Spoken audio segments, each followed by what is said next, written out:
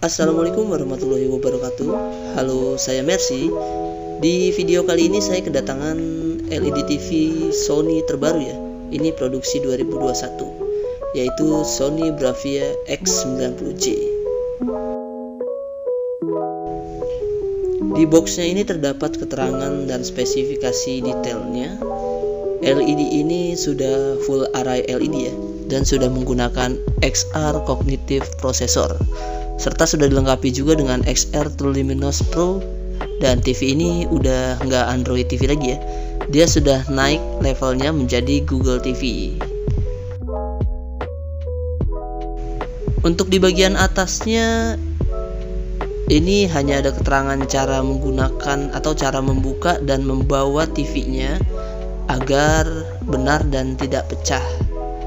Oke, di bagian depannya juga terdapat barcode untuk kita scan, spesifik untuk kita scan dan masuk ke webnya ya. Dan ini ada petunjuk front yang artinya LED-nya itu ada di bagian depan. Di bagian sampingnya sendiri ini nggak ada yang spesial ya, standar, cuman ada tulisan siap digital. Dan ini adalah barcode-nya. Ya sama, di bagian sampingnya juga ada tulisan 55 inch dengan panjang 138,8 cm. Sudah Google TV dan tipenya X90J. Ini adalah barcode-nya. TV ini diproduksi di Malaysia dan diimpor langsung oleh PT Sony Indonesia. Untuk voltasenya sendiri dia bisa menerima voltase 220 volt sampai dengan 240 volt. Dan warna TV-nya hitam. Di bagian dalam kardusnya kita mendapatkan aksesoris seperti biasa ya. Dia ada kabel power. Jadi untuk TV ini dia tidak menggunakan arus DC ya. Dia tidak menggunakan adaptor. Dan ini adalah remote-nya. Remote-nya juga seperti yang sebelumnya, akan tetapi dia ada pengembangan sedikit ya. Terdapat tombol YouTube dan YouTube musiknya. Jadi lebih memudahkan kita untuk masuk ke dalam YouTube. Dan ini adalah kartu garansi dan buku petunjuknya. TV ini sendiri bergaransi 1 tahun resmi oleh PT Sony Indonesia. Selain itu kita juga mendapatkan, nah ini buku petunjuknya. Buku petunjuknya juga dari berbagai macam bahasa ya.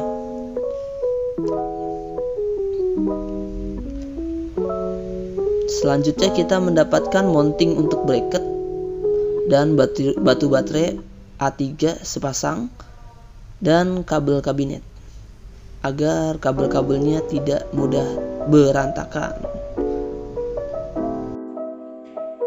Dan satu lagi ini kita mendapatkan buku petunjuk untuk memasang kakinya atau memasang standnya dengan baik dan benar agar tidak keliru dan dapat mengakibatkan kerusakan. Nah, ini adalah remote yang lamanya ya. Ini remote Sony sebelumnya yang seri H. Ya, tombolnya kan di tengah tuh hanya ada Google Play dan Netflix. Ini seri sebelumnya. Bentuknya sih sama, panjangnya, belakangnya juga sama. Ada logo Sony-nya juga di bagian atas. Sama persis, tidak jauh beda.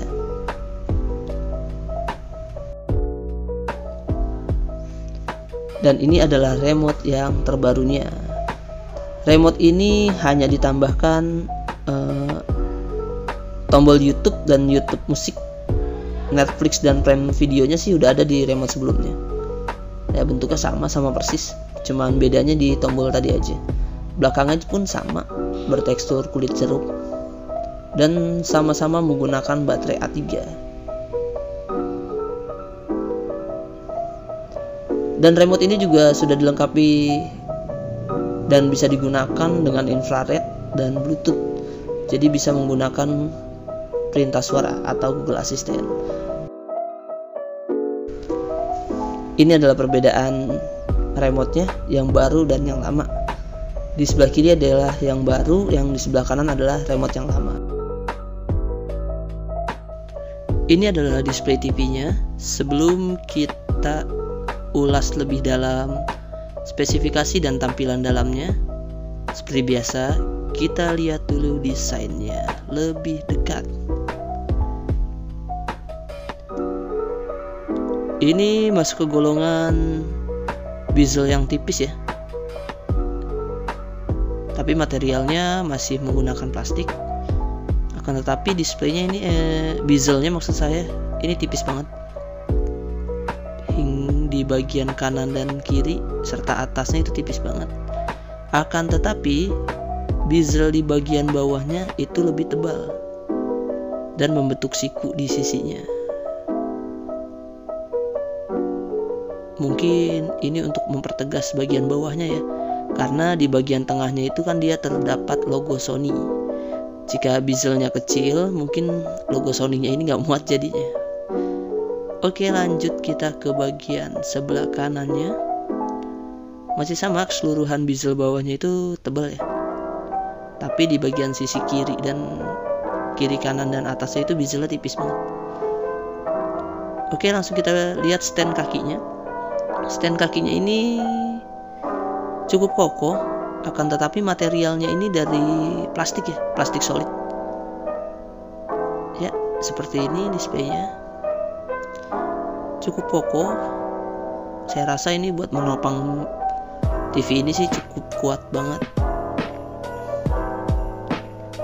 Dan ini tampak depannya.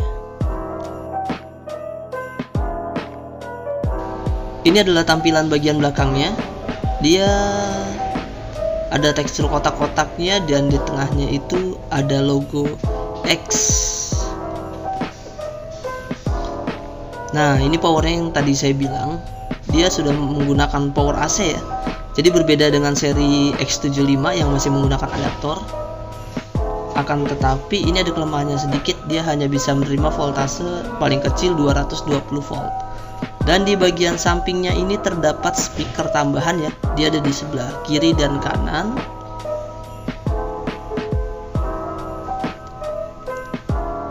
Nah, di sebelah kanan juga ada. Ini impactnya agar memberikan total suara yang lebih luas dan lebih detail. Untuk air hole-nya sendiri ini termasuk banyak ya. Di bagian atas hampir keseluruhannya dia berbentuk garis sampai ke ujung. Dan di bawahnya juga ada air hole-nya juga. Ini untuk mesin ya, jadi hawa panas bisa keluar dengan sempurna. Nah, ini dia logo Bravia X HDR. Membuat tampilan dari belakang lebih menarik. Oke, langsung kita ke bagian keterangan wattnya ya. Nah, karena dia arusnya AC, jadi dia bisa menahan tegangan paling rendah itu hanya 220 voltase sampai dengan 240. Wattnya sendiri 197 watt. Oke, langsung kita ke bagian sampingnya untuk melihat port input dan port outputnya. Yang pertama ini ada dua USB.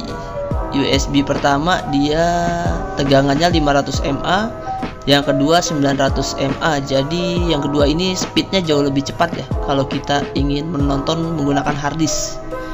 Dan ini adalah optical audio digital yang bisa disambungkan ke home theater.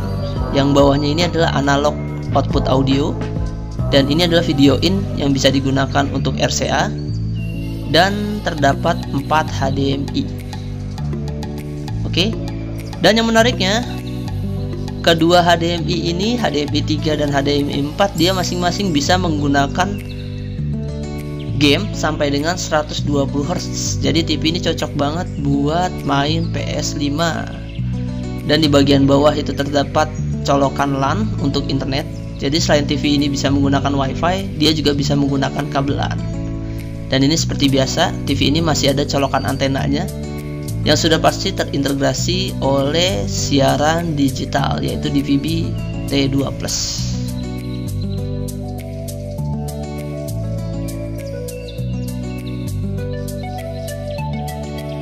Oke, nggak usah berlama-lama, langsung aja nih kita nyalakan TV-nya. Kita setup dulu ya. Ini terdapat berbagai macam bahasa, jadi kalian bisa menggunakan TV ini sesuai bahasa yang kalian inginkan. Ini kita pilih Indonesia saja dan langsung kita siapkan ke Google TV. Kita sambungkan WiFi ya seperti biasa, biar nanti dia langsung download otomatis dan update software otomatis.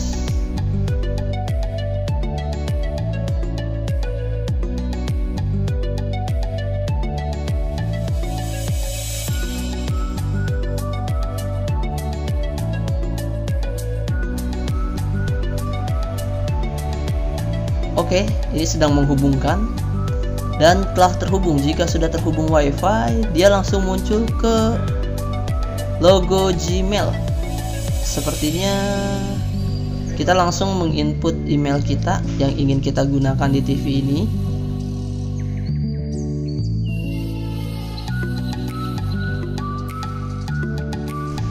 Setelah itu langsung kita masukkan passwordnya sesuai password email kita. Jangan password email tetangga.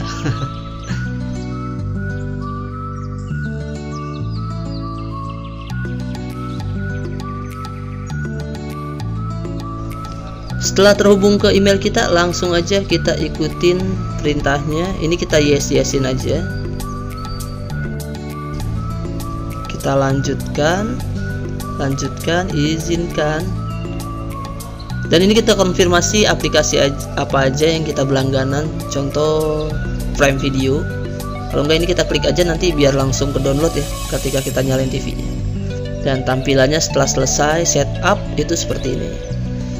Sangat mewah dengan logo diakhiri Bravia. Dan ini kita langsung mulai aja. Kita klik mulai. Nah, ini setup lanjutannya.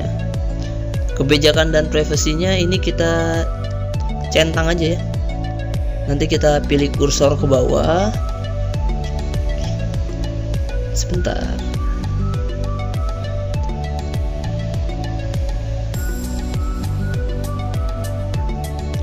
Ya, langsung kita pilih kursor ke bawah, langsung kita centang semua.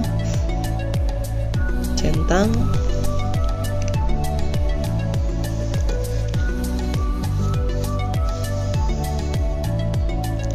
Dan lanjutkan.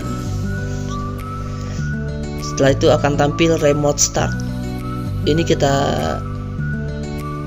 off-kan dulu aja lah. Atau di-on-in aja dulu nggak apa-apa, biar tahu. Ini kita misalnya langsung kita colok antena, bisa kita langsung cari di sini mau analog atau digital. Karena kita di sini tidak menggunakan antena, jadi kita oke aja. Ini sambungan yang akan kita tampilkan. Dan di sini adalah TV kita mau ditaruh di mana? Di bracket atau di table agar tampilannya sesuai atau eye catching. Ini kita kalibrasi audionya dulu ya, audio remote-nya, agar TV ini bisa akurat menggunakan perintah suara atau Google Assistant. Ya, ditunggu sebentar ya. Saya sedang kalibrasi. Oke, ini dilanjutkan aja. Nah, ini ada demo 2. Kalau kalian menggunakan mode retail di toko, itu gunakan mode retail. Tinggal klik aja. Itu tujuannya agar memunculkan demo yang ada di TV ini. Tapi jika kalian gunakan di rumah, klik selesai aja langsung, tidak usah masuk ke menu mode retail. Ya, ditunggu aja. Ini sedang mendownload aplikasi yang tadi kita centang.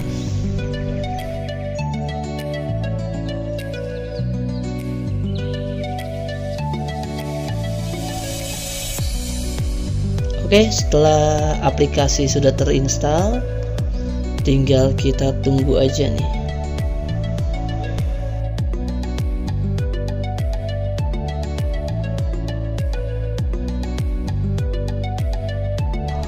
Sip, dia langsung masuk ke menu awal. Nah, tampilan Google TV itu seperti ini ya. Jadi kita sangat mudah untuk mencari aplikasi yang kita inginkan. Beda seperti Android TV yang kita harus masuk Google Store dulu, Google Play Store dulu, dan cari satu persatu. Kalau ini dia nanti di pilihan aplikasi langsung ada. Oke, langsung kita lihat perangkat ini versinya apa. Itu sebentar ya. Oke.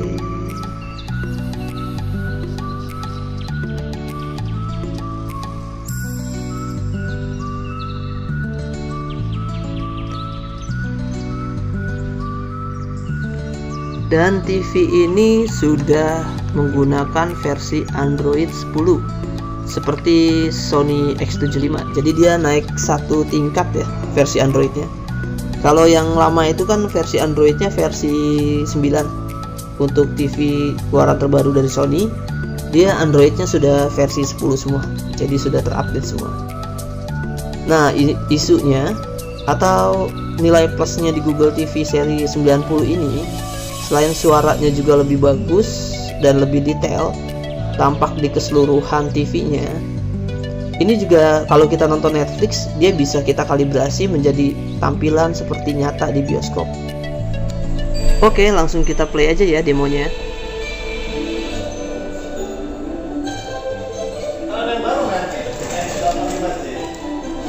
Ntar itu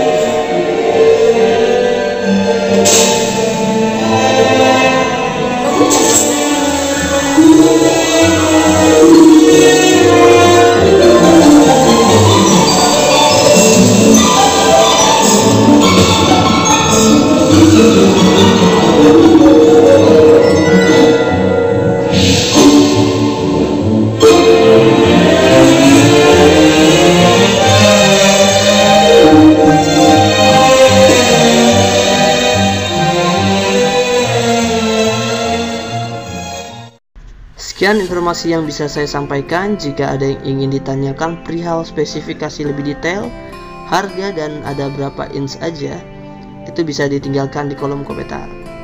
Wassalamualaikum warahmatullahi wabarakatuh. Happy watching.